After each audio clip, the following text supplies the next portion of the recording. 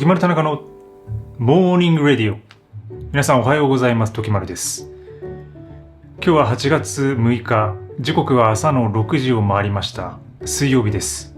皆さんいかがお過ごしでしょうか。今日もラジオタラタラと喋っていきますので、作業用に聞いてください。いや、もう8月ですよ。早すぎませんか。夏真っ盛りってことで、もう37度くらい上がりますね、今日ね。ものすごい暑いです。で、時丸田中の最近のマイブームっていうかあれだけど、ちょっとね、いろいろ締め切り迫ってることが多くて、最近ね、ちょっとバタバタしてます、私は。なんで、ちょっとね、このラジオもね、ちょっと休憩しようかなとちょっと思ったんですけど、ありがたいことに皆さんお便りいただいてて、で、ちょっといいこと考えたんですよ。このね、お便りを送っていただいてるんですけど、このお便りがなかった週は休みにしようと思います。だから多分だんだん飽きてくるから、みんな飽きてくるはずだから、お便りがなくなるタイミングが来ると思うんだよね。思ってんですよね。だからそのお便りがなくなったら、休憩、その週は。そういうちょっと決め事をね、なんとなく自分の中で決めてたんですけど、ちょっと皆さんにお伝えすることによって、縛りを設けるという。これが、エクストリームなテクニックの一つ。なので、お便りが来なかった週は私はラジオを休みます。はい。無断で休みます。はい。自分のメンバーシップの皆さんにはちょっと休みますって言うかもしれないですけど、伝える手段がないんで、無断でお休みします。ただ、お便りが来る限りは、続けていきたいなっていうね、そういう気持ちですね。はい。で、締め切り迫ってるんで、今日はちょっとノーカットで行くんで、自分の喋りミスとかがあっても取り直しをしません。本当のラジオ感覚で、ちょっとやっていきますので、緊張感持っていきます。はい。よろしくお願いします。はい。もういつもカミカミで結構、取り直してるんでね。カミカミで取り直してるんですけど、噛んでもそのまま行くんでご了承ください。耳だけお貸しください。やっていきましょう。今日のね、今朝の一曲。これいきます。Journey で Don't Stop Believing。はい、聞いていただきました。Journey の Don't Stop Believing。70年代が中心かな。70年代中心に活躍したバンドです。なんかね、ハードロックとかの部類に入るんですけど、僕は結構この曲が好きで、勇気づけられるというか、勇気づけられてきたんですよね、ずっとね。いろんな思い出がたくさんあります。で、ラジオにリクエストをして初めてかけてもらった曲でもあります。しかもインター FM のデイブ・フロムショーのデイブにかけてもらったんですよ、これ。ものすごく覚えてて。で、しかもその時は僕が、ちょうど独立する時だったかな。1回目にそのカメラマンに独立する時かな。最初の会社辞めて独立する時ぐらいに、この曲をかけてもらってね、信じることをやめるなっていう、結構物語があるような歌詞なんですけど、男女が2人街に出てってみたいな。なんかね、70年代のこの雰囲気ってのが好きなんですよね。で、結構70年代の雰囲気が詰まってる曲だなって思います、これは。いろんな意味で、そのバンドの演奏とかも含めて。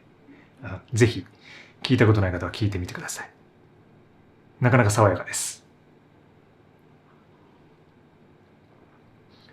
続いて、本日のヨガスートラのコーナー。スワミ・サッチダーナンダさんが書いているヨガインテグラルから、私がランダムにページを開いて、そこから何かを読み解くというコーナーです。ここ行きます。ババン。286ページ。はい、来た。これわかりやすいね。ウディ、ヴィブーティパダ。いわゆるその第3部門、一番最後の部門で、同一の対象について、これらの3子、3枝、つまり、ダーラナ、ディアーナ、サマーディがなされることが三山と呼ばれる。これは結構簡単なヨガクラスでも習うようなことですね。8子則の中のヤマ、ニヤマ、アサナ、プラニヤ、ヤマ、ニヤマ、アサナ、プラナヤマ、プラティアハラ、ダラナ、ディアナ、サマディっていう、一番最後の3つの部分ですね。ダラナ、つまり集中、そしてディアーナ、瞑想する、そしてサマーディ、三昧っていう部門。その3つを合わせて三山と呼びますと。これだけです。書かれているのがね。で、これの解説として、これを行うことからシッディが生まれる。対象、または対象となる観念の奥深くへ突き進むと、それ、対象はその秘密を解き放つ。科学者というのはある意味で原子に対して三山を行っていたのである。原子はそれらのエネルギーを解き放ち、科学者はその知識を手に入れた。彼はその奥に潜む真理に到達したのだ。三山は通常、何らかの結果につながる対象、あるいは観念に対してなされる。その結果が生じたとき、それをシッディとかヴィブーティと呼ぶ。はい、そういうふうに書かれています。で、シッディっていうのは、霊性、霊的な力、霊能みたいなものに訳されますね。で、ヴィブーティっていうのは祝福っていう意味ですね。これ多分おそらくサンスクリット語だと思うんですけど。その3つ、最後の3つを行うことで、その霊性が獲得されます。霊能の力が獲得されますよっていうね。やばいでしょ。なんかやばいでしょ。ここだけ聞くと。だから結局はそのヨガっていうのは、その最後のね、ダラナ、ディアナ、サマディをやっていくことによって、そのシッディを得ていく、霊的な力を得ていけるんですよってことをこれ言っちゃってるんですね。で、科学者っていうのは原子に対してこの霊的なもの、三山を行っていたと。それによって、その科学者はその知識を手に入れ、真理に到達したって書かれています。だからヨガの修行者だけではなくて、いろんな人がこの三山を体現できるし、実行できるっていうことでもあるってことですね。なかなか深いです。ここまでたどり着くにはっていうか、たどり着くってことは多分ないんでしょうけど、自分もね、もちろんその瞑想とかは日々やってますけど、なかなかその最後のその霊的なものを獲得するっていうところがどういうところなのかっていうのは、ちょっとね、怖くて覗けてない部分もあるんですよね。結構恐れ多いというか、なんで、やっぱ結構危ない部分もあるんで、やっぱりだからヨガが、ちゃんとした指導者のもとに行う必要があるっていうふうに言われているのは、そういうふうな危険性があるからっていうところもあると思います。これはだから僕はその先生について本当に良かったなと思っていて、で、先生とそういう対話とか話をいろいろ重ねた中でね、自分のヨガの実践をやっているので、やっぱりその間違った指導法とか怪しいところに行っちゃうと、それがあまりにもスピリチュアルに行き過ぎたりとか、今度はね、90年代にあったようなオウムの事件とかみたいなところにつながっていくので、そこは十分に注意が必要かなと思っています。だからそういう意味での、ちょっと警告じゃないけど、そこをだから知っておく。その3つが三山と呼ばれて、それをやることによって霊的な能力が獲得されると、このヨガスートラには書かれているんだっていうこと。これがちょっと東洋的でね、怪しいところであり、かつヨガの深みであるし、ヨガの魅力かなと、僕は捉えていますね。はい。そんなことで、今日はその部分をご紹介しました。続いていきます。お便りコーナー。いいね。結構なんかいいペースなんじゃないかな、今日。やっぱりその、緊張感があるね。一発撮りっていうか、その、編集ができないっていう感じで挑むと、なかなか読み間違えられないなって、ちょっと今すでにカミカミですけども。いきます。今週もお便りいただきありがとうございます。概要欄からどしどしご応募ください。ただお便りがない日は、ない週は私のお休みということにさせてもらいますので、今週ね、ちょっと少なかったんで、よし、これ休めるかなって思ったんですけど、ありがたいことにね、いただいてますね。ラジオネーム、タトゥーピローさんから。背景。背景から始まってるのいいよね。背景。暑さ厳しき折、いかがお過ごしでしょうか。エクストリームに物を削ぎ落とし、必要なものだけに向き合う生き方を深く敬意を持っていつも拝見しております。さて、最近引っ越しを考えております。引っ越し先のマンションはインターネットが無料で使えること、風の噂では下り80メガ bps、上り10メガ bps 程度の速度はあるようです。家での作業効率を考えると、光回線を別途契約するのが最適であるとは承知しております。しかし、私自身もエクストリームな生き方を志している身としては、ノマドなスタイルから遠ざかる選択肢に思え、正直なところ、契約に踏み切るべきか迷っております。時丸田中氏であったならば、この状況をどのように考え、どのように捉え、気持ちを整理されますでしょうか。ご教示いただきますと幸いです。夏という季節もまた、余分なものを手放し、心身を研ぎ澄ますには良い機会かもしれません。暑さに負けず、心地よい日々をお過ごしください。敬具。ってことで。いや、すごいね、タトゥーピローさん。これ、校長先生かって感じのなんか、厳格さありますけども。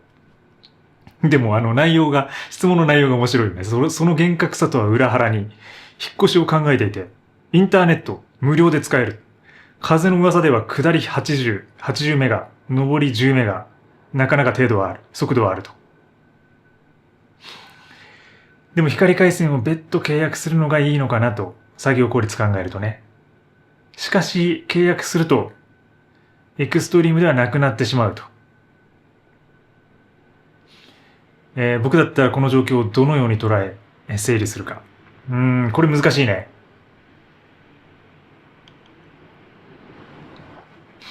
僕だったら、インターネット無料で使えるのであれば、使います。それを。だから、光回線は契約しません。はい。これが答えです。なぜなら、無料で使えるっていうことは、契約の手間も省けるし、毎月のコストも抑えられる。で、試してからでも遅くはないって僕は考えますね。で、つまりインターネットで行う作業っていうのは人それぞれ、人によって違うので、僕であれば結構その動画のアップロードをしたりとか、ダウンロードしたりとか、で、あとクライアントにその動画のデータとか写真のデータを送ったりとか、結構ね、回線の容量が必要になるパターンもあるんですよ。で、もちろんそのズームミーティングとか会議みたいなものはあるし、ほぼね、毎日ぐらい。なんで、それを快適に行えるものが必要であるってこと。で、このタトゥーピローさんが、例えば、この引っ越してみて、この80メガ、そして、上り10メガで足りるっていう実感があれば、1週間ぐらいでもやってみて。もうそれで生きていけるっていうふうなことなんで、そういうふうに考えますね。だから、もし本当にそれでやってみて自分の作業効率が落ちて、これダメだって思ったら、その時にどうしてもダメだった場合に入れてみるっていう方法を取りますね。それだと後悔もしないし、そこでその実証実験されてるわけだから、入れたとしても、それは自分にとって、むしろそのエクストリームミニマリズムを追求するための投資であったっていうふうに考えることができるかもしれない。なんで、とにかく、回線は契約せずに僕は行ってみますかね。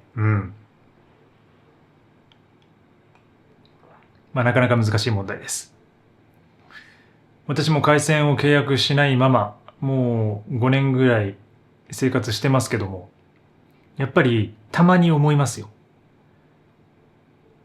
やっぱり4G とか 5G の回線っていうのは結構日によって速度が違ったりとか、ね、あと天気とかその人が使ってる状況とか時間帯とか、それによっても結構ね、不安定な時がやっぱりあるんですよ。だから私はネット回線を契約しなくなって、ものすごく身軽になったと感じています。で、むしろそっちの恩恵の方が大きいし、それでエクストリームなスタイルが取れているところはある。もう手間がないんでね、本当に手間がない。だから、1、2、3回か、だから3回引っ越してるから、そのネット回線を使わなくなってね。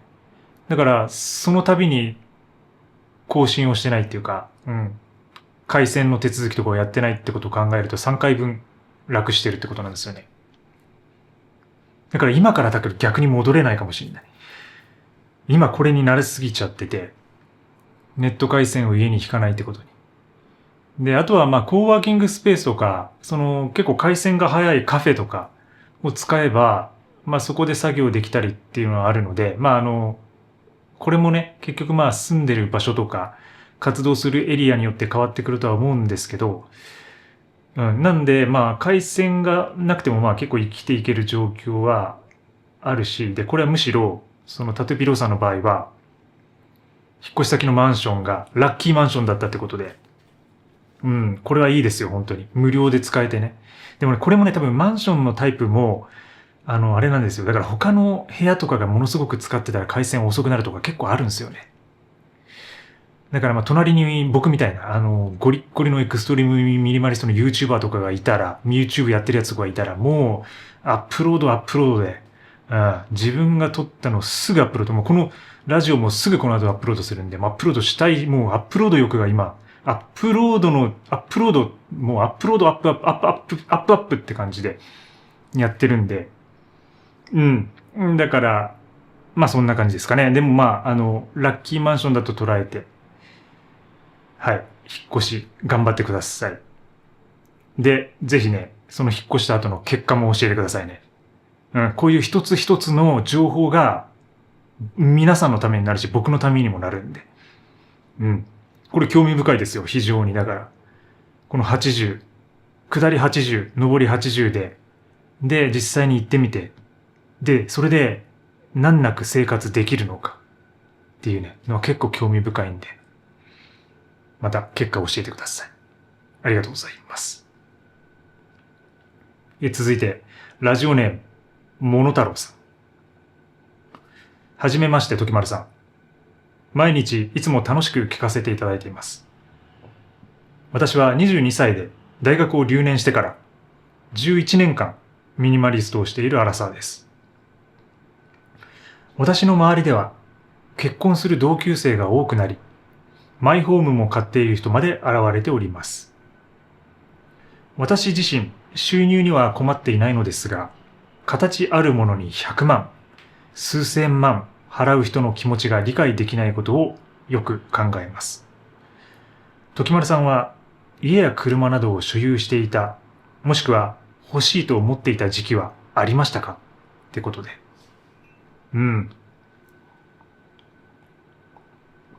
22歳で大学留年してから11年間ミニマリストしてる。長いね、歴ね。そのままアラフォーになったらもう私みたいに独身無職のアラフォー。でもモノタロウさんは、ちゃんとお仕事されてるってことなんで、まさかモノタロウで働いてるわけじゃないですよね。僕、結構よく使ってたんですけど、モノタロウっていろいろその事務用品とか売ってる通販があるんですけど、まさかモノタロウじゃないよね。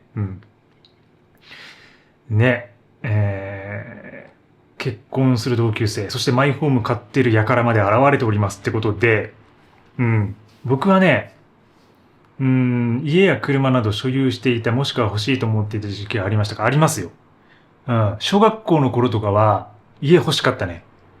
小学生の頃とか。もうでっかい家に住むんだろうなって思ってたよ。病区みたいな。もうなんか島を一つ買いたいなって、そこに一つだけ自分の家を建てて、病区みたいに暮らしたいなって思ってたんですよ。そしたら病区に先越されたっていうか、だからアイスランドのね、島を買ってそこに住もうと思ってたらもう病区がそれ先にやってたから、それでその自分のマイホームっていう夢は打ちひしがれたんですけども、でもそこからもいろいろなんか紆余曲折して、なんか昔なんか建築家になりたいとか、なんか大工になりたいとか、結構なんかその家に対する、なんか、欲求ってあったんですよね。で、それは今思い返してみると、私のおばがですね、結構面白い人で、おばとおじが長野で、ペンションをやってたんですよ。で、それはいわゆるそのスキー客とか登山客を泊めるような山のふもとにあるようなペンションで、そこをね、営んでいて、で、小さい頃よくそこに僕夏休みとか行ってたんですよね、家族で。で、なんかその家が、やっぱり自分の家とも全く違うし、つまりそのログハウスみたいな感じで、2階建てで、ちゃんと個室あって、部屋あって、で、なんかこう階段あってみたいな、なんかその家の構造がものすごくその子供の頃ってほら、体ちっちゃいから、家がものすごく大きく感じるじゃないですか。どんな家でも。だからなんか、そういうのを見たときに、なんか、こう夢を膨らませたというか、なんか、自分のいつも住んでる場所と違う場所を見たことによって、その自分もなんか家を作ってみたいとか、で、なんかそれでその絵を描き始めたりしたんですよね。家の絵をね。で、それはもう本当にこう想像上の変な家だったんですけど、なんかツリーっていうか木の上になんか小屋みたいなのを作ったりとか、なんかそういうことをずっとやってて、なんかその家に対する欲求っていうのがものすごくあった。でもなんかある時から、で、まあ東京でやっぱりいろいろ引っ越しするようになってとか、あとはその友達が持ってる家とかマンションとか、もちろんそのタワマンとかにも行ったことありますけど、なんかいろんな家を見る中で、なんかね、すべてが既製品であり、まあ、つまりそのレディメイドであり、アンディ・ウォーホル的なって言ったらちょっとよく聞こえるかもしれないけど、なんかすべてが既製品であり、パッケージ化されたものであり、全然面白くないなって思ったんですよね。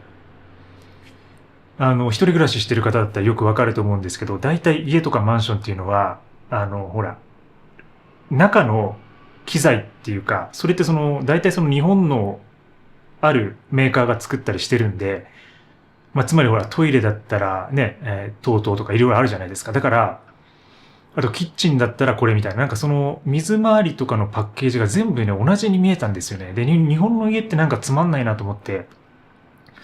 で、もし多分買うんだったらでも結局、そこからパーツ持ってくることになるから、同じような、既製的な家、既製品みたいな家になるんだろうなって思って、なんか部屋の広さとか天井の高さとかもそうだけど、なんかそういうのがあんまりこう面白くないなって、なんか途中から思い始めた。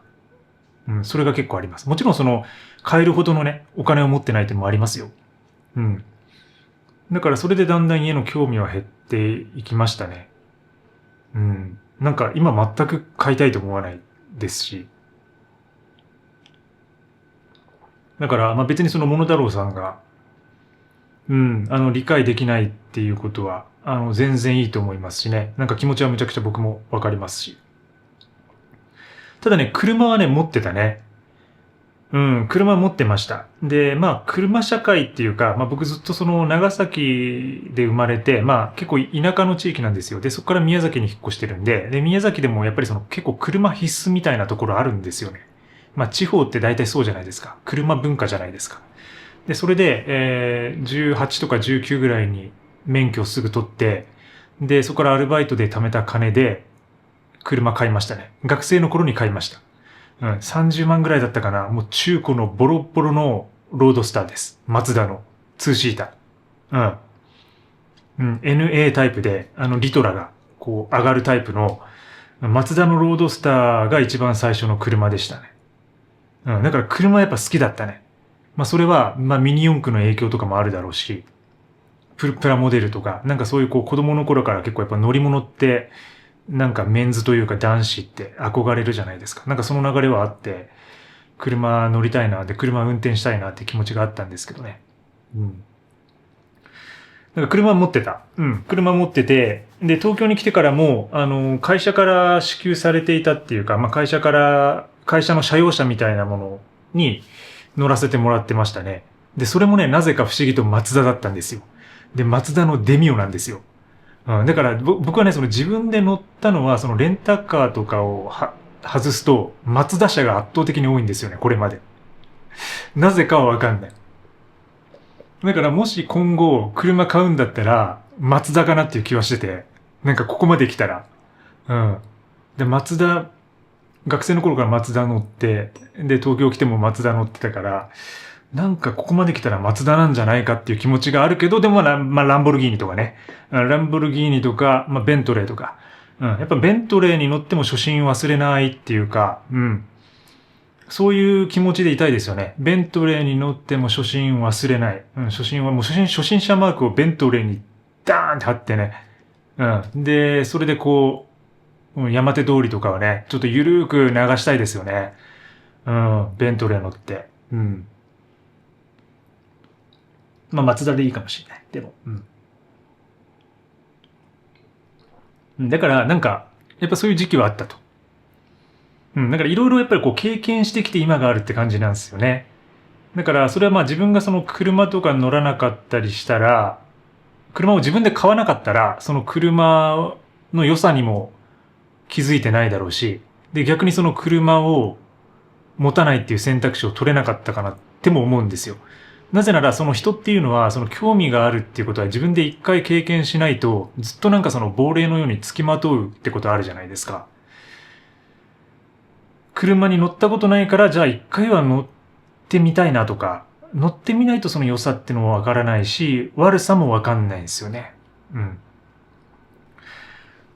だから僕はね、一応そういう風な感じでいろいろ経験してきましたけど、でも車とか家っていうのは本当に今は本当に不要な時代というか、もう時代が変わってますよね。だから僕がだから学生だった頃とかっていうのはまだもう20年前とかなんで、まだバンバン車社会だし、で、今の時代状況で僕が20歳とかだったら逆にもう車買ってないかもしれないし、むしろ他のものにつぎ込んでるとか投資してるとかっていう可能性はあるし、その30万を使ってね。だからますますいらなくなってきてんじゃないですかね。車も家もね。そう思いますね。はい。今週もお便りいただきありがとうございます。よし。今週はね、2通だったんで、はい。ちょっとね、少なめで。でもそういう週があってもいいなと思いますね。ちょっとね。はい。そんなことで、そんな感じでお便りコーナーでした。続いて、コメントを読み上げ Q&A やっていきたいと思います。結構いいペースじゃない？大きな間違いを犯してないよね。もう存在がおかしいっていうのは一つあるけども、それ以外は大きな読み間違いは犯してないと思うね。で、漢字が読めなかったりとか調べたりとかさ、結構あるから、そういうのを結構途中中断でよくやってるんですけど、Q&A です。集中力大事。集中していこう。よし。30分が経過しそうですね。はい。コメントです。どこまで言ってるか。前回の Radio ですね、これは。Radio です。タイトルを庭付き中古の一軒家を手放してよかったっていうふうにしてるんですけども、この辺からざざっと読み上げていきたいと思います。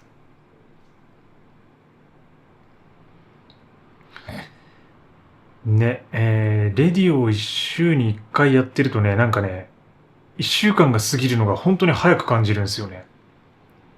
これはわからない。その、ラジオのせいなのか何のせいなのか。ただ僕がでも何もやってないわけではないんだけどね。外れたルーティンを戻すのって大変そうですね。そのあたりにフォーカスする回も面白そうってことで、TY さん。確かに。そういう回ありだな。難しいんですよ。外れたルーティンを戻すっていうのは。で、外れたルーティンの戻し方は自分はそのルーティンによって戻すってことをやってますね。これちょっと逆説的というか、ちょっと不思議な感じなんですけど、前回、先週長野から戻って、4日間ぐらいいたんで、自分のルーティンが全くできてません。で、最初、帰ってきてものすごいきついんですけど、なんかね、やっぱりその日々ルーティンをやってると、ルーティンが途切れた時に、うわ、ルーティンをやりてーっていう欲がね、ぐーっとくるんですよね。それは日々同じことをやっていればやってるほど、それが中断された時に、そこに戻したいっていう力が働くと思っています。だから僕は朝起きて、大体もうヨガかランニングか筋トレ、どれかをやるんですけど、なんかもうその次の日は全部やりましたね。ヨガやって、で、フルフルじゃないですけど、ヨガやって、筋トレして、で、そこから走りに出るみたいなことをしました。で、ものすごいやっぱりその旅の疲れとか移動の疲労感みたいなものはあるんだけど、それをちょっと我慢してやると、で、ものすごくその日は疲れるんだけど、そのもう次の日ぐらいから、またすっきりした新たな気持ちで、このホワイトボックスが輝き出すっていう、そういうことが起きましたね。ルーティンを戻すには、ルーティンによってしか戻し得ない。ただね、なんかちょっと最近寝るの遅くなってます。これちょっといろんな締め切りとか動画の編集とかやるべきこととか書くべきものがちょっと溜まっていることがあって、で、ちょっと遅くなってますね。昨日もね、珍しく12時過ぎてたね。うん。ほとんど12時過ぎることないんですけど、なんかね、集中力が、夜にぐーっと高まるときあるんですよね。だから多分僕本来その夜型かもしれないってこれは昔から言ってるんですけど、狼型というかなんか物作る人に多いらしいんですよね。その夜型のタイプっていうのは、黒のタイプで。なんか夕方からにかけてどんどん調子良くなってくるみたいな。なんか、あの、何か文章を書くにしてもどんどんドライブ感出てきたりとか、編集もなんか途切れずずっと集中してできるみたいな感じになるフェーズが入ってくるんですよね。だからちょっとそれは自分の中でも日々見極めたいところがあって、もちろんその季節によっても変わるし、だいたい夏ってね、太陽出てくるの早いじゃないですか。だからどうしても朝眩しくなって起きちゃうんで、朝方にした方が睡眠時間は取りやすくなるんですよね。で、体調も良くなるんですよ。で、冬は逆で、ちょっと遅めに起きた方が長く睡眠が取れるんで、だからその辺を季節によってうまくコントロールできるようになるといいかなとは思ってるんですけど、まだまだ修行が必要かもしれない。その辺は。こんにちは。長野県古民家暮らしの26歳です。夏でもエアコンがなくてもギリギリ過ごせる場所で最高です。冬は地獄ですが、っていうね、書いてます。YW さん書いてくれてます。いや、ほんと涼しかったもん、この間。やっぱ東京と10度ぐらい気温差が異なるってのはやっぱすごいなって。ね、今日とか37度とかでしょう。だから多分長野とかだと25、6度だと思うんですよ。で、夜は多分10度、18度とか17度とかだと思うんですよね。だから、やっぱこの間、久々夏に長野に行って、エアコンのない素晴らしさを感じましたね。やっぱ乾燥もしないし、すごい調子良かった。でも冬は地獄っていうね、これがね、これがやっぱ悩み。で、僕はその雪国で育ってないので、やっぱね、雪がね、あんま好きじゃないんですよ。だから寒さよりも、どちらかといえば暑さ、どちらかといえば夏みたいな感じなんですけど、最近夏もひどいし、で、冬寒いのも嫌だし、で、特にその雪が積もると、いわゆるその陸の孤島というかさ、閉鎖感出てくるでしょ。なんか外に気軽に出歩けないっていうね。なんか散歩絶対したいんですよね。毎日歩きたいっていうか、毎日歩きたいし、走りたいから。だから、雪暮らしというか、雪国の人たちってランニングとかってどうしてんでしょうね。でも外走れないから、でも走れるのかな。まあそういう除雪とかしてる場所だったら走れるんですかね。なんかランニングできないと僕無理だなっていうね、なんかあるんですよね、そういうね。うん、まあでも、まあ一長一短ね、ありますよね、それね。はい。庭付き中古の一軒家。続いて、うん、シンプルだね。4本ぐらいしか、4本も上げてるって言ってもいいかもしれないけど、4本の動画のコメントって感じ。これ結構あれか。フルタイムのミニマリストとしてっていう風な動画ですね。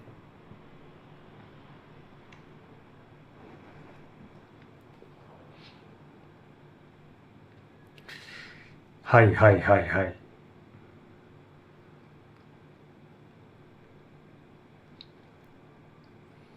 私はビボのプライマスライトを履いているので、足の裏が熱い生活を送っております。ってことで。リンゴ飴さん。ああ、プライマスライトか。薄いやつか。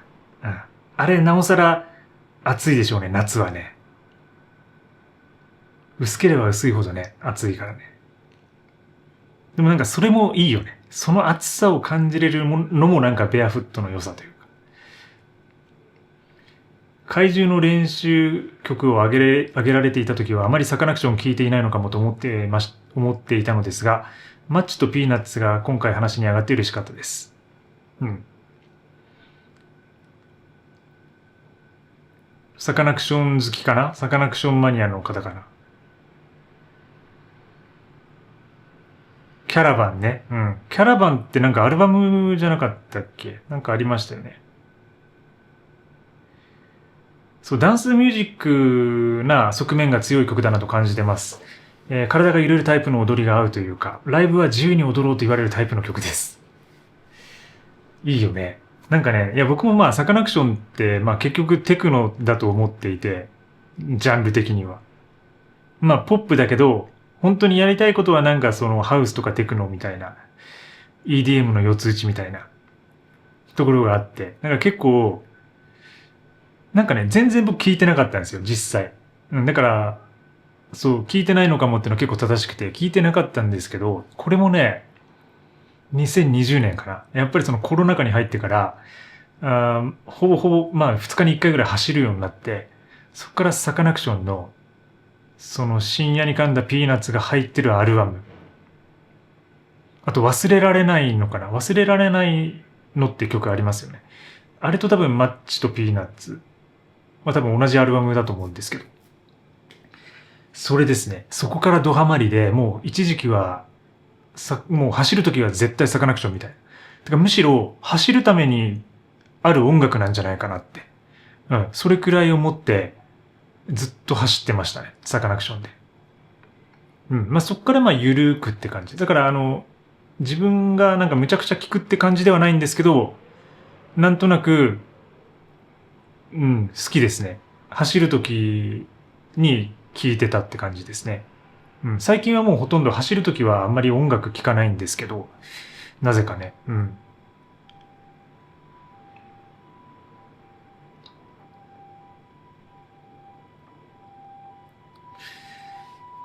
独身無職のアラフォー曲楽しみにしています。確かにその組み合わせが一番やばさが際立つのかもしれないですね。ちなみに私は未婚子持ちのアラフォーです。この組み合わせはどう思いますか？いつも話しながらだんだん分析が深まっていくのが面白いです。知識が深いなといつも感心しながら聞いています。ありがとうございます。未婚子持ちのアラフォーです。ああ、この組み合わせはどう思いますかって言われてもって感じですけど。でもね、いいんじゃないですか。あの、なんか一緒にコンビとか組めそうじゃないですか。独身無職のアラフォーと。独身なのかなあ、独身、そこは書いてないけど、独身未婚子持ちのアラフォー。うん、結構、まあ強いパンチラインではあるよね。うん。未婚子持ちのアラフォーはね。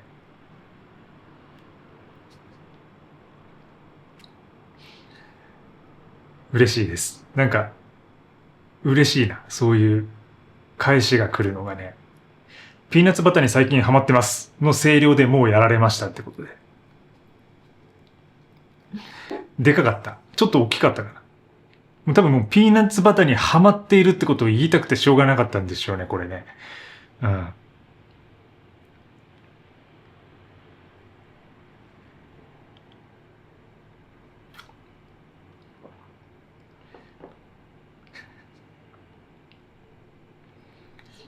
新発売したネスカフェアイスブレンドが気になって仕方ないのですが、トキマリストとしてはゴールドブレンド一択でしょうか？難しいね、この問題は。のりのさん。まあ、トキマリストとしてはゴールドブレンド一択じゃないですか。まあ、今日もゴールドブレンドですし、ほら、ハーフは紹介しましたけど、僕もまあ、アイスが出たのは知っていて、でもなんとなくアイス買う気になれなかったんですよ。なぜなら、まあ普通にゴールドブレンドを冷やせばアイスだろって思ってるんですよね。で、僕は冷やして飲むことはないんですよ。コーヒーを。まあ水とかも常温なんですけど、まあそう言ったらいつもモデルかよっていうふうに言われるんですけど、あの、絶対ホットなんですよね。そう、だから僕の眼中になかった。このアイスブレンドは。一切。うん。で今もまあ存在は知ってますよ。青いやつがね、こう棚に鎮座してんすよ。でなんかいるなって思ってんすけどね。なかなか。うん、なかなか手が出せない。アイスは。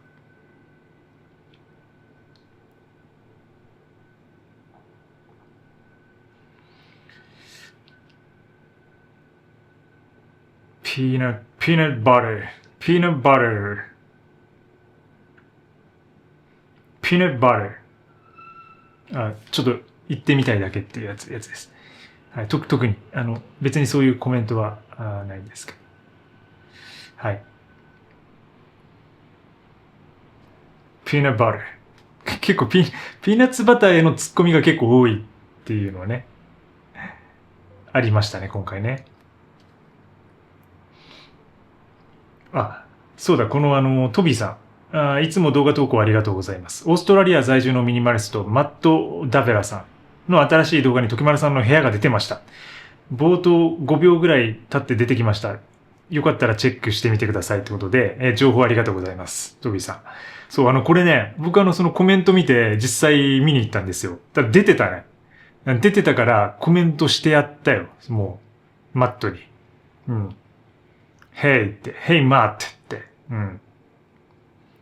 なんか、一瞬だけこの僕のこっちのルームツアーのね、映像がちょっとだけ使われてて。で、他にもいろいろ使われてたけど、日本は渋さんだけだって多分ね、渋さんの部屋と僕の部屋だけがなぜか出てて、うん。一気にオーストラリアデビューしたかっていう感じですけども、うん。まあちょっと一回、遊びに行けるんだったらマットの家にもね、行ってみたいですけど。オーストラリア、なんか本当そこでちょっと本当に、彼が本当にミニマリストかっていうのをちょっと一回僕も突き詰めて、てか突き止めて、見ないといけないかなと思ってますけど。うん。ね。これ、結構ね、なんかね、やっぱりみんな、逆レベルっていうか逆センス高い人多いんですよね、なんかね。絶妙に。漁師さんがさ、なるほど、ミニマリストは二つの意味で足を洗うっていうことですか。文字通り、悪いことをやめるという意味で。文字通りと悪いことをやめるっていう二つの意味でって。そう、なんか、その時あれか、いつも公園で、散歩した後に、ランニングした後に足を洗ってますっていうふうな話をしたんですよ。ルナサンダルでね。うん、だからその足を洗うってのが、その悪いことをやめるっていう足を洗うっていう意味もあると。うん。それはあるかも、確かにね。うん、いろんな余計なことを手放していく。自分にとって不要なものを手放していく中で、まあ酒とかタバコとか、うん、あと万引きとか、いじめとか、なんかそういう、なんか自分が持っていたような悪いこと。うん。まあ万引きやってないけどね。うん。なんかそういうものを、そういうものから足を洗うっていうね。うん。悪いことをやめる、手放していくっていうのは確かに、まあミニマリズムの基本みたいなところあるし、で、それやりながら同時に公園の水道で足を洗ってる私っていう、うん、そういう不思議な構図がね、発生してますね、ここではね。うん。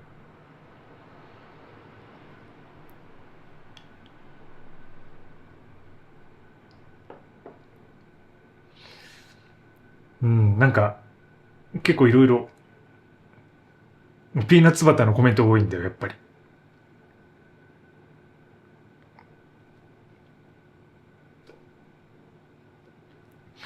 私は時丸さんの動画をビボから出会い、そこから純不動でいろいろ辿りながら聞いています。毎朝職場まで約 3.5 キロ、ビボって書いてるけど、ビボ履いて、時丸さんの話、時丸さんの聞きやすいスッキリとした声がスーッと入ってきていて最高です。時丸さんも約2マイル歩いていると聞いて同じだと嬉しくなりました。私は独身アラフォー会社員です。ますます時丸さんにハマりますということで。白黒さん、ありがとうございます。ね、なんか2マイルってちょうどいいよね。1.6、3.2 キロぐらいでしょ。3.2 キロぐらいでちょうど40分とか50分とか、40分とかになる。45分ぐらいか。ありがとうございます。もうビボ履いて、歩いて、で、時丸田中のチャンネル聞きながら、頭おかしくなりますよね。気をつけてくださいね。本当にエクストリームになっちゃうんでね。ホットコーヒーさん。もはや朝食はミランダカーみたい。これ好き。ミランダカーでしょ、ほぼほぼ。オートミールにね、豆乳入れて、ブルーベリーに最近はカカオニブ入れて、ナッツ、そしてヨーグルト、そしてピーナッツバター。ミランダカー。ミランダカーかキム・カーダシアン。ほぼほぼ。ミランダカーって兄弟いるんだっけな。なんか、ミランダカーだよね、ほぼね、やってることはね。なんかそのハリウッドセレブの朝食って言ってもおかしくないでしょ、これ。これはなんか新たな気づきかもしれない。確かに。いわゆるその、なんかオートミール食ってる時点で、なんかちょっと鼻につくというか、なんかそういうのはあるんですよ。自分が食べておきながら、なんか朝オートミールですみたいな感じで、だから僕あんま言いたくなくて。なんか、もっとさ、白ご飯と納豆みたいな感じの方が、なんか日本人だなって感じするじゃないですか。白ご飯と味噌汁と納豆ですみたいな感じで言いたいんですけど、なんかね、ちょっとね、オートミールとかって言っちゃうと、ミランダカーかってね、キム・カーダシアンですかっていうね、なっちゃうからね。でもね、これは秀逸な、好きな好きなツッコミですね。ミランダカーかよっていうね。ちょっとね、長くなってない。次、ミニマリズムの第3段階実践のコメント。これはどういう話をしたんだっけ？フェーズの話か。フェーズの話ね。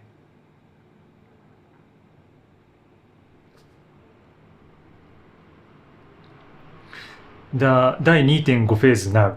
ちょうど実家から独立するタイミングだったので、第2フェーズ、整理と手放しのうち、整理のみに集中できました。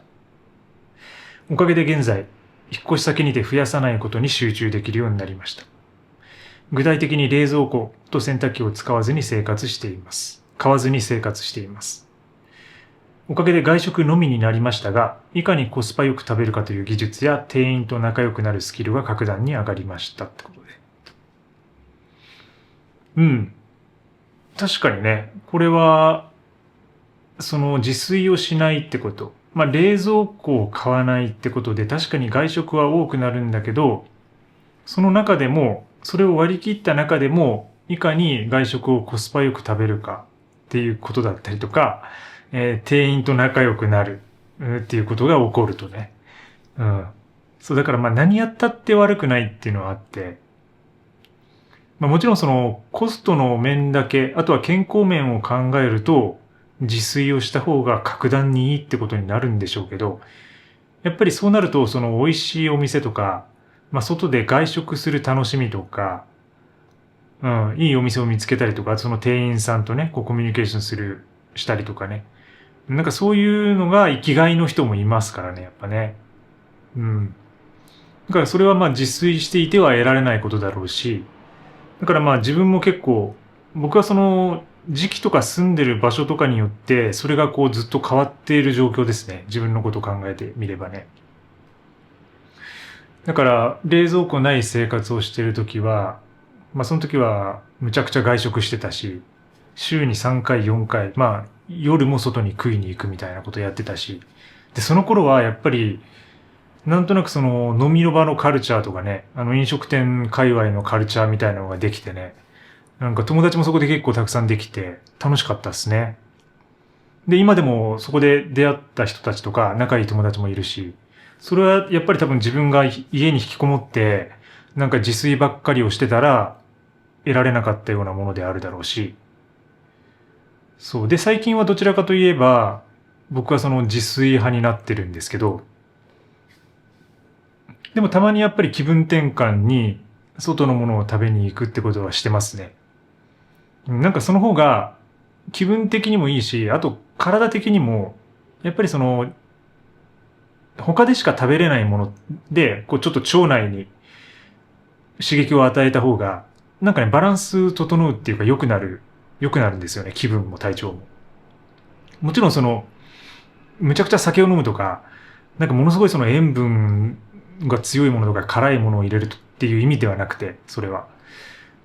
なんか例えばその、こう野菜の種類とかさ、肉の種類とか、なんか家ではなかなか食べられないものってあるじゃないですか。やっぱどうしても自炊してると、自分のそのお決まりパターンみたいなものができてくるんで、だいたい同じものばっかり、同じ食材ばっかりを入れてることになるんですけど、それを週に1回とか2回、少しでも外で何か食べることによって、なんか新しいものが入ってくるんで、なんかそれによって自分のこう細胞が入れ替わって、で、それに伴い自分の思考とか考え方もちょっとずつね、こう新しくなるような。なんかそういう感覚はありますね。気のせいかもしれませんがね、それはね。そんな感じ。7月に30日間のミニマリズムゲームでたくさんのものを処分しました。すると購買意欲が激減。せっかく減らしたのにまた無駄なものを増やしたくない。いい感じですってことで、パンダさん、ご報告ありがとうございます。そう、やっぱり物を減らすと購買意欲も減りますよね、これね。やっぱり昨日もちょっと話しましたけど、その連鎖的にっていうか、一つのものが増えると、それに伴いどんどん芋づる式に増えていくってことがある。逆に言えばその一つ何かを入れることによって連鎖が始まるっていうことなんで、そのものを逆に減らせば、今度その芋づる式になる、その芋の本体みたいなものがなくなるんで、そうなると、それ以上買いようがないっていうことになる。で、あと書いてくれてるように、せっかく数を減らしたんだから、そこからもう増やしたくないなっていう。減らしたことによって、そこの快適さを自分の中で実感できるようになって、その減らした状態が気持ちいい、心地いい、ものすごくストレスもないっていうことが実感できるようになると、それを継続できる力、エネルギーになるっていうこと。これは食べ物とか酒とかも一緒です。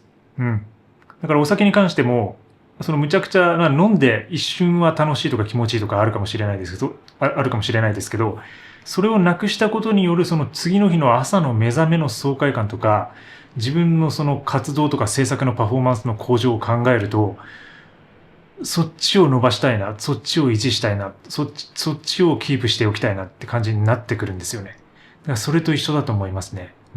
だからいろんなところに通じるところはあるし、だからその購買欲を減らすってことを目指すのであれば、まず物を減らすっていうのはね、有効かもしれないですね。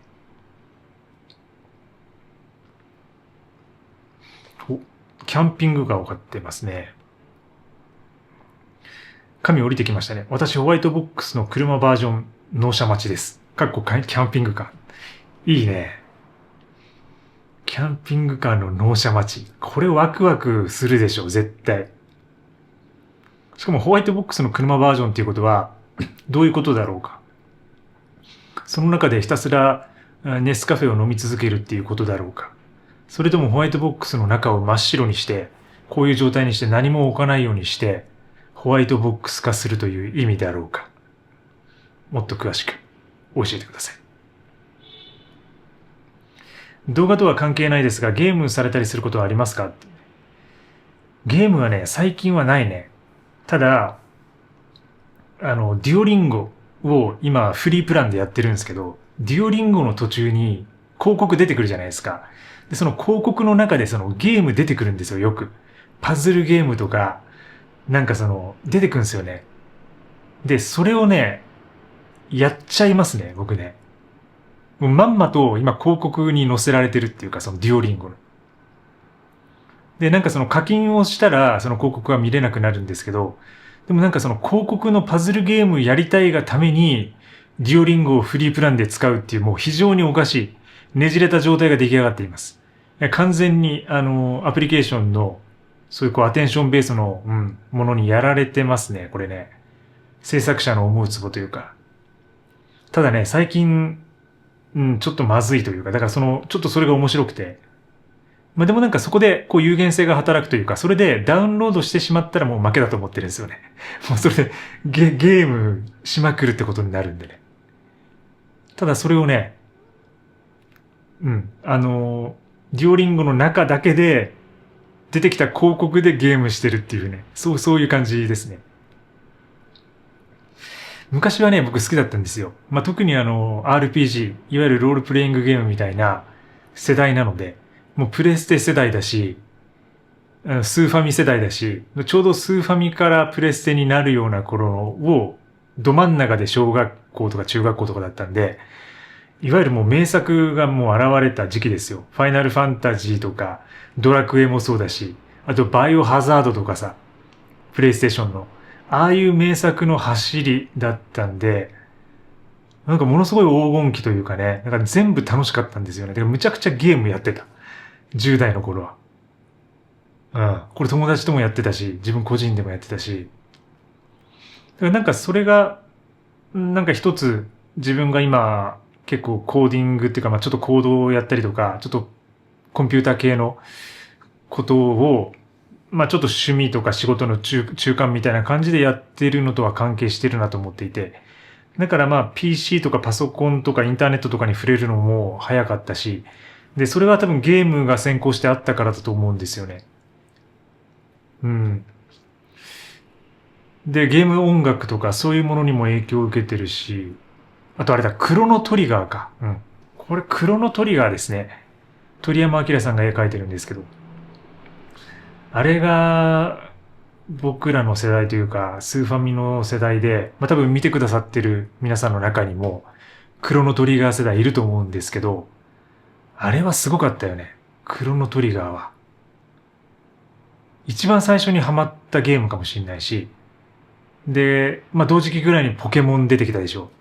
だから本当になんか、今もそれがなんか続いてるというか、その時のやっぱその90年代のゲームカルチャーみたいなものが拡大して今、世界に出ていってることを思うと、なんかそこで自分はいろんなゲームができたのは、なんか今思えば幸せだったなって思うし、で、なんかまた、なんかいつでもやれるなって思ってるんですよね。なんか、でもやり始めたら多分それにハマっちゃって、もう多分 YouTube とかも全部続かなくなるだろうし、もう全部手放しますね。で、もうゲーム一本だけみたいな感じ。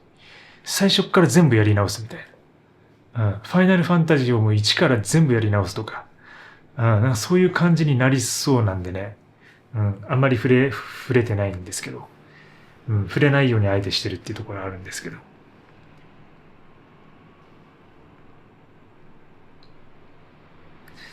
ね。なかなかね。まあ皆さんはどんなゲームやってんですかね、最近は。でも最近のゲームってやっぱりオンライン前提だったりとかね、まあ、やっぱ課金前提だったりするんで、まあ自分の子供の頃のゲーム状況とは、また若干違うとは思うんですけど、うん。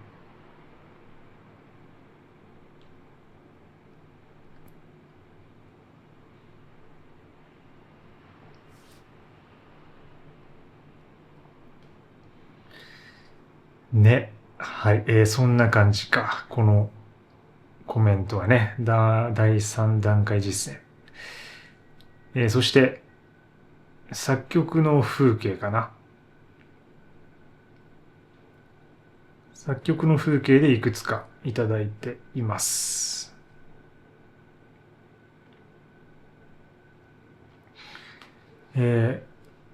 作曲のね、なんか中途半端な動画を出してね、すみませんでした。申し訳ないです。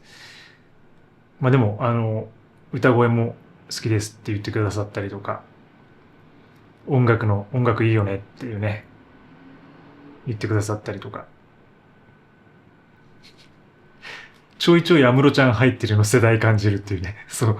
やっぱりその TK、小室哲哉さんが、やっぱ、自分の中に染みてる TK っていうか、自分の中に染みてる TK っていう、なんかもうちょっとラップにできそうな感じの TK 感みたいなものがどうしても隠しきれない。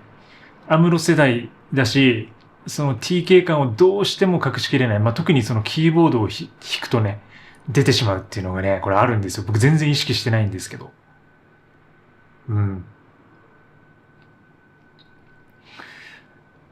知識と技術さえ培えば少ないものだけでも十分豊かに生きていることを表しているということで、スイスさんね、ありがとうございます。いや、嬉しいです。そう言ってくださって。でもね、なんかね、それはね、ほんとそうで、やっぱり情報とか知識とか技術ってのは、大事だなと思っていて、まあ、今情報過多の時代でね、逆にその情報とかコンテンツがもう多すぎて、もうそれをいらねえやっていう姿勢も大事だとは思うんですけど、なんか、物も同時に溢れてるから余計に、こう、ごちゃごちゃ、もうカオス状態になってしまうんですよね。だから僕はやっぱりどっちかを減らしていく。まあ、物を完全に減らす。で、情報を少しだけ残す。で、その情報っていうのはその、人から聞いたちょっと小さな情報から、自分が本とか経験から体得した体系的な知識みたいなもの。そういうまで含んだ意味の情報っていうことなんですけど、なんかそういうもののどっちかを持っておくっていう感じが、まあもちろんバランスが大事なんですけど、どっちかを考えた時にはそのやっぱ情報の方を選ぶっていう感じですかね。で、ものはやっぱり最低限のものだけで、あとはその自分の知識とか経験とか、これまで培ってきた技術みたいなものがあれば、なんとなくそれで、なんか新しいものを作ったりとか、新しい経験をしたりとかね、できるんですよね。むしろその減らしていくことによって、その情報とか自分の技術とかが宣言になって、じゃあその持ってるもので何ができるか。自分が持ってるものでどういうふうにやっていけるのかってことを考えることができるんで、そこでまたその新しいアイデアとかが出てきたりするのかなと思ってますね。なんかそういうことを考えましたね。考えさせてくれるコメントでしたね。ね。何にもない部屋で、本当に。何にもない部屋でこんなことばっかりやってますか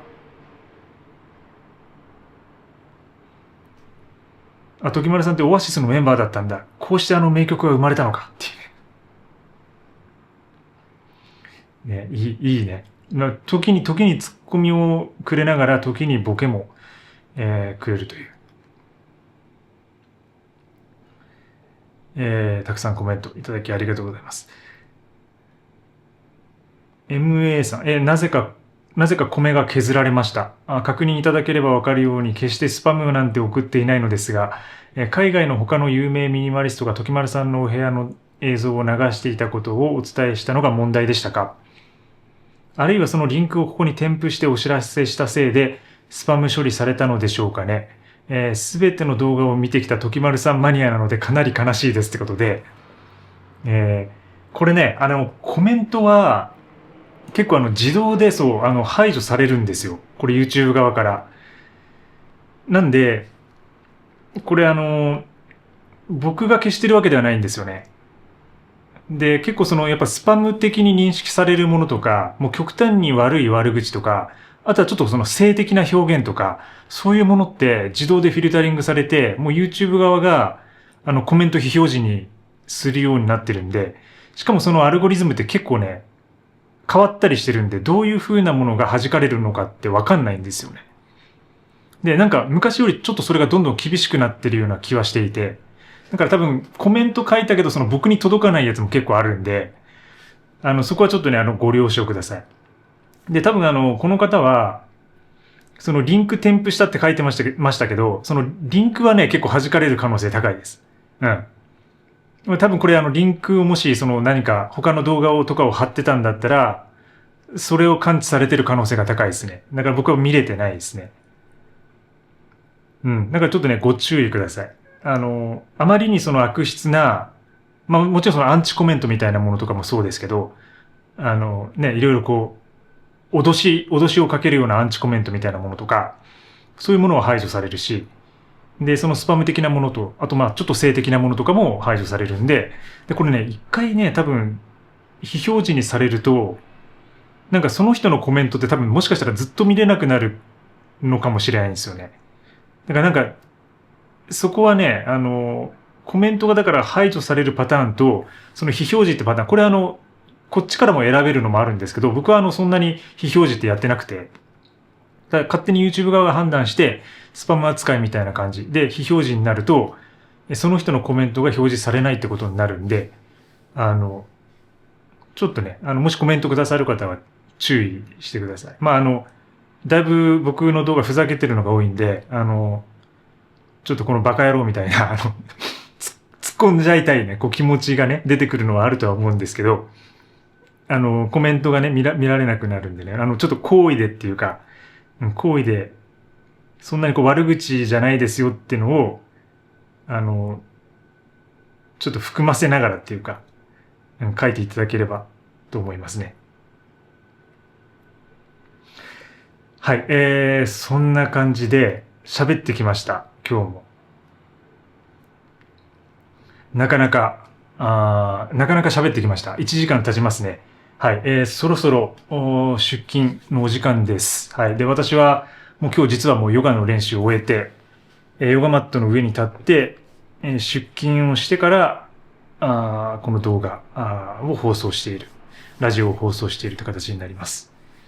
なんで、まあ今日もね、水曜日、始めていきましょう。夏を感じていきましょう。TM レボリューションを今日は聞こうかな。うん。風をこう当てながら。うん。風をこう送ってくれるアシスタントを募集してます。こう風がないとこう、やっぱこう TM 感出ないんでね。うん。陽性夏がってやらなきゃいけないんで、ちょっとなんかガムテープかなんかで全部体をこう、赤いガムテープでね、こうバーって全部縛った上で、バーって風を送ってもらって、こう陽性夏がで、僕はそういう水曜日を過ごしたいなと思ってます。皆さんはどういう水曜日をお過ごしますでしょうか。最後までご視聴いただきありがとうございます。